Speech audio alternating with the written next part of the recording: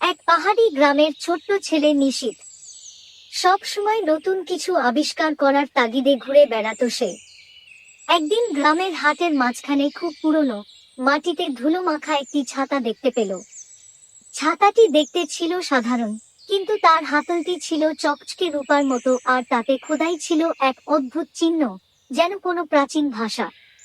নিশীথের মনে কৌতূহল জাগল। সে ছাতাটি বাড়িতে নিয়ে এলো। সেই রাতে যখন বৃষ্টি পড়তে শুরু করলো, নিশীথ আনন্দে ছাতাটি খুলে বাইরে গেল। কিন্তু ছাতা খুলতেই তার চারপাশে আলো ঝলমল করতে লাগলো। সে দেখল মাটির উপর তার ছায়া নেই, পরিবর্তে একদল ছোট ছোট জোনাকি আর রংবেরঙের রূপালী মাছির মতো আলো করি ঘুরে বেড়াচ্ছে তার মাথার উপরে। একজন ক্ষুদ্র পরী তার কানে কানে বলল, তুমি আমাদের মালিককে বাঁচিয়ে এনেছ। এই ছাতা আসলে আমাদের জাদুকরি রাজ্যের সিংহাসন।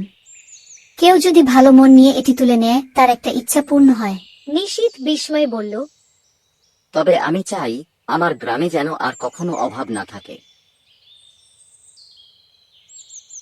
পরীরা উচ্চস্বরে হাসল এবং এক ঝলক রঙিন আলো ছড়িয়ে রাতের আকাশে উড়ে গেল।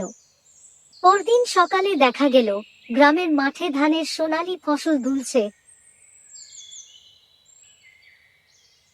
ঝর্ণা থেকে আরো বেশি স্বচ্ছ ও মিষ্টি পানি বইছে, আর গ্রামের মানুষদের মুখে অদ্ভুত শান্তি ও আনন্দ।